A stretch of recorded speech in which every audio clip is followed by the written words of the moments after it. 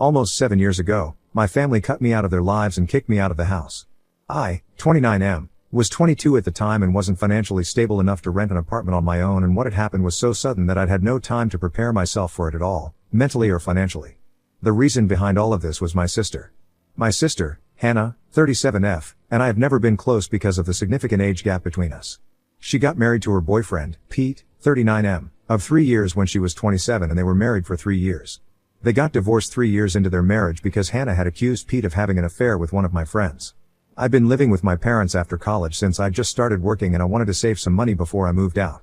My parents were okay with that arrangement as well, but that was only until my sister announced her divorce. She just came back home one day, crying hysterically, and announced that she'd filed for divorce because her husband had been cheating on her for 6 months now. And then, she went on to throw me under the bus for introducing my friend to him.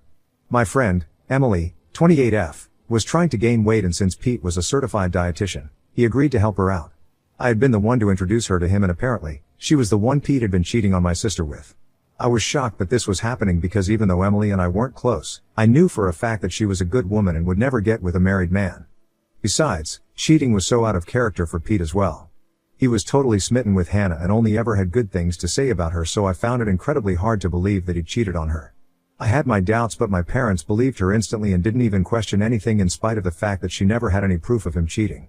They just took her word for it, but I'm not gonna hold that against them since they would choose their own daughter over their son-in-law, regardless of who was right. What I didn't understand was why they readily kicked me out just because Hannah said so.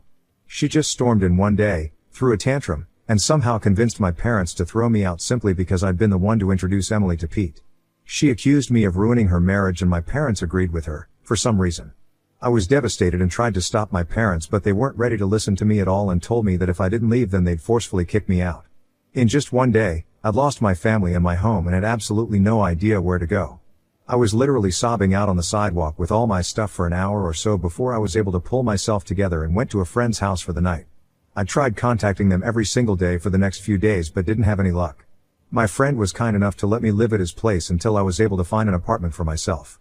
Unfortunately, my parents had pretty much made up their minds that I was in the wrong here and I was the one responsible for the divorce. My mom and dad had actually told me that they were disgusted by what I'd done before kicking me out, which didn't even make sense because it wasn't as if I'd been the one who Pete cheated with. They'd blocked my number so I couldn't get through to them at all, and when I tried to visit them, my mom threatened to call the cops on me if I didn't leave. So after that, I finally realized that they were serious about this and actually did blame me for whatever had happened. I don't think I had any reason to be surprised since my sister always had been the favorite child. My parents had never really planned for a second child, so I ended up always getting sidelined, and while I didn't care much for it growing up, I didn't know that it would lead to something so huge. Thinking about it now, I guess I should have seen it coming, but honestly, I don't think anyone in my place could have seen something like this coming. Anyway, I even tried to figure out things for myself to make sense of it all for the next couple of weeks since Hannah and my parents had practically cut me off altogether and I had no way to get to them. I couldn't speak to Pete either because he blocked me too, which didn't make any sense to me. I couldn't find him either because both Hannah and Pete had vacated the house they used to live in and had left to live with their respective parents instead. So I had no way to get through to anyone involved, which is why I approached my last resort to get to the truth, Emily. Like I said, Emily and I weren't really close, but I had to do what I had to do, so I just asked to meet her one day and explain the situation to her. I asked her if what Hannah had said about the affair was true, and she denied it vehemently. And I believed her, to be honest. Emily told me that she'd only ever met Pete a few times and only in a professional capacity, so there was absolutely nothing going on between them, and she had no idea why Hannah would say something so awful about her. She even told me that she'd had a steady boyfriend for a couple of years already and was planning to get hitched in a few months, too. She even showed me pictures, and what she'd told me was way more convincing than whatever Hannah had said. I had no proof, but I just knew somehow that Hannah had been lying about the real reason for the divorce. But since I had no proof, I couldn't go back to my family, and I most certainly couldn't go back without it. Back then, I was pretty desperate to go back to living with my family since I really missed them, despite what they'd done to me. With time, however, I was able to get over it and move on with my life. I managed to find a place and made my job the purpose of my life so that I'd have something to distract myself with. And I also had to pay the bills, so it was a better way of coping than just sitting around and being depressed since I didn't have any other option either. I was hurting a lot, but I knew I had to go on somehow, with or without my family's support. Years passed and now, I'm doing much better in life. I've moved from my tiny apartment to a much bigger one and even got engaged to my girlfriend of 2 years around a week ago. And our engagement post is what ended up being a game changer for me, because just a few days after that post, I received an email out of literally nowhere that not only explained the entire story of Hannah's divorce to me and gave me all the answers I needed, but also had proof attached. My fiancée, Liza, 30F, usually only posted us on Instagram, but the picture from our engagement made it to her Facebook feed as well, where she had a wider audience. It was a public post as well and a lot of people saw it. Including my ex-brother-in-law, Pete. He happened to be someone my fiancée had met at a seminar a few years back since she was a doctor and had ended up adding him on Facebook, which is how he found me. It really is a small world, and for the first time, I was glad about it. He reached out to me a few days after we posted, but instead of texting me on social media, he decided to send me an anonymous email. He explained later on that he did this just so that he wouldn't feel weird about what he was doing, since it had been several years since his divorce and he didn't want to seem like a sore loser who still hadn't managed to move on from what happened. Besides, he'd been the one to block me in the first place, so he felt weird and conscious about getting back in touch with me about something that happened so many years back. Coming to the contents of the email I received, it had the full story and proof of what had happened 7 years ago, and I couldn't believe my eyes when I went through it. So apparently, my sister had been the one cheating on Pete and not the other way around like she'd been telling us for so long. Not only was that a huge lie, but even more interesting was the fact that she'd been cheating on Pete with a friend of mine, just like she'd accused him. My friend Frank, 28M, was a cashier at the grocery store near Hannah's house back then, and I never would have made the connection myself since I'd literally never seen them together. I guess they'd kept it well under wraps, but not enough for Pete to not find out. And when Hannah was confronted, she told Pete that it was all my fault because I'd been the one to introduce her to Frank, and had even told her about how he needed her help since he was an aspiring singer and she was a pretty good singer herself. She'd agreed to help him, and bam, they'd fallen in love before they knew it. She even said that I was in on IT and had helped them keep things under wraps for so long. Obviously, all of this was a complete lie, and I hadn't even known that Frank and Hannah had something going on. He was outraged when he found out and ended up blocking my entire family, which he admits now was kind of stupid on his part, but he was so angry that he hadn't given his actions much thought. Of course, he told me all of that in person, since the email itself was meant to be as impersonal as possible, as he didn't want it to be traced back to him, but I did figure it out. The proof that he'd attached were a bunch of screenshots of emails between my sister and Frank where they were discussing how easy it is to fool Pete and were full of confessions of love and plans for where they were going to meet next. There was no way she could deny any of this because she'd even signed off in the emails with her middle name, which not many people are aware of. I had her dead to rights.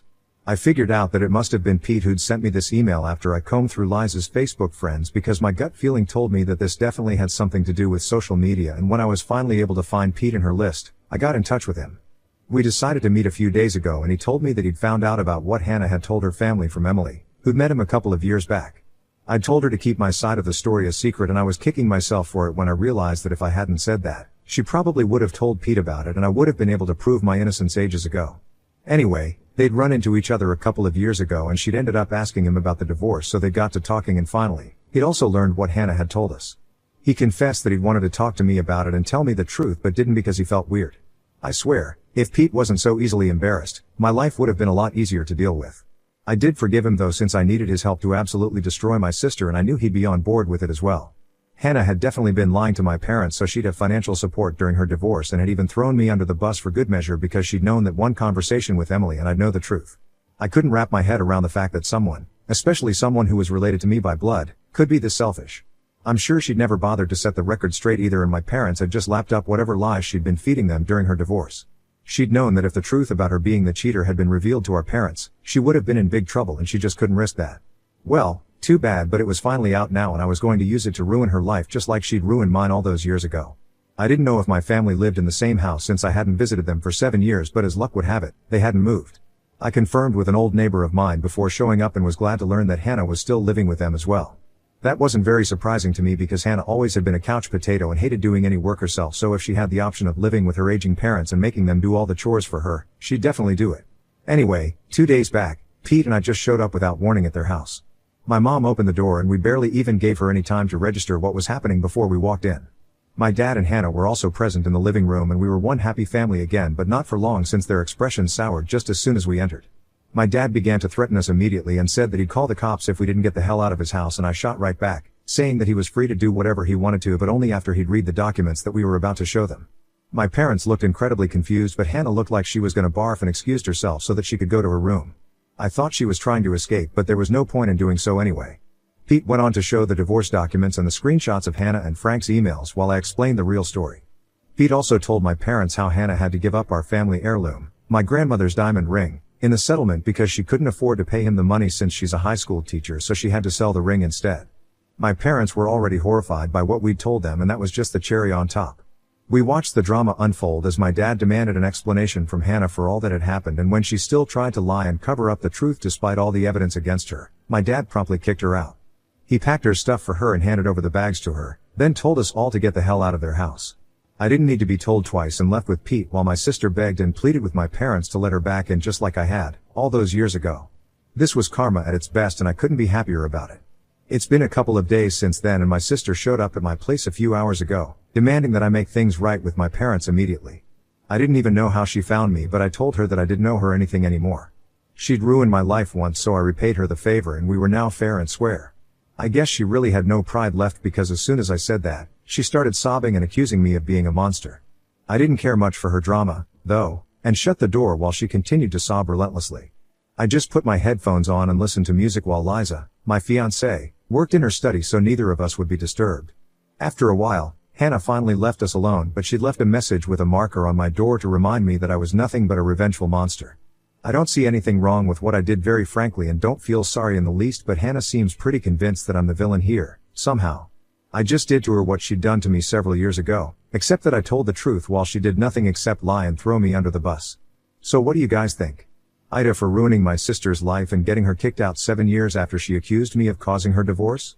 Update 1. So, Hannah has still been bothering me even though a whole week has passed since she got kicked out. I had to threaten her with the fear of cops when she called me for the 14th time today, and only then did she stop. I don't even know how she managed to find my phone number and address, but I'm least interested in that right now. Hannah's trying to make me feel sympathetic towards her because I guess a school teacher's salary isn't enough for her to live on, but I don't think that's true, and she's just upset that she has to look for a place and pay for her own rent, electricity, and groceries now that our parents have kicked her out, so I don't feel too sorry for her. And in case you guys were wondering, yes, I did block her number several times, but I guess she's making her friends add me to conference calls, so there's no point. As for my parents, they're just as bad, if not worse than Hannah. They found me on Facebook and saw the post about my engagement as well. So now, they want to be part of my life once more and even express their desire to attend my wedding. They haven't apologized yet, but for some reason, they expect me to just invite them to my wedding, which is supposed to be a really important day for me. I don't understand where these people find the guts to say crap like this, but at least I'm not responding to any of it. Liza and I have had a field day reading their texts because there's really just no way they're for real right now. It's all just really sad for them. Update 2. Hannah showed up at my house yet again after I threatened to report her for harassment yesterday. I was about to leave for work, but she stopped me by throwing herself across the hood of my car and refused to budge until I spoke to her. It was pretty exasperating, and I ended up actually calling the police this time. They took her away while she screamed and cried and tried her best to show me as the bad guy here, but unfortunately, nobody was buying her sad girl act here. It took some time to press charges against her, but as soon as I got it done, I left for work because I didn't want to let this little incident ruin my day. I was sure my parents would bail her out anyway since she was their favorite, and I turned out to be right as well. My parents, after bailing her out, sent me a lengthy text about how I was being way too harsh on them for an honest mistake that they'd made almost a decade ago. It was hilarious because nothing about what my sister and parents had put me through was either honest or even a mistake. They knew what they were doing and were definitely aware of how cruel they were, but that didn't stop them from throwing me out onto the street in spite of knowing that I had no other place to go. So now that I can do the same to them, I don't see a reason to be forgiving and kind. I texted my parents back saying that they'd lost any right to tell me what I could and couldn't do 7 years ago, so they'd better stop deluding themselves. I haven't blocked them yet since I haven't had the time to check my messages, but I will, soon. Hopefully, then I'll be rid of this entire family for good. Update 3. I just got back home from work and checked my socials, only to see that my parents had yet again sent me another long message. Liza and I went through it together, and I swear, this was the funniest thing I've ever read. I guess the poor folks don't even know that I'm not even hurt by anything they say or do now. I'm just laughing at how delusional and pathetic they are. Apparently, they still believe that we're family and told me that they've taken Hannah back in with them and have decided that both their kids deserve a second chance. As if I'd ever been in the wrong at all. So while they'd taken my sister back in, they also expected me and Liza to come to their house sometime soon for dinner, and so we could sort out our differences in a civilized manner before the wedding. Bold of them to assume that I'd even want them at my wedding in the first place. We had a good laugh about their stupid message, and after that, I wrote right back saying that I wasn't interested in the slightest in anything that they'd invited us to and was just fine living away from them like I had for these past 7 years. They'd shown me that I was better off without them, and I was forever going to be thankful for that. I didn't need them at all anymore, and neither did I want their so-called forgiveness, so they could peacefully continue to play happy family with my sister like they had been so far.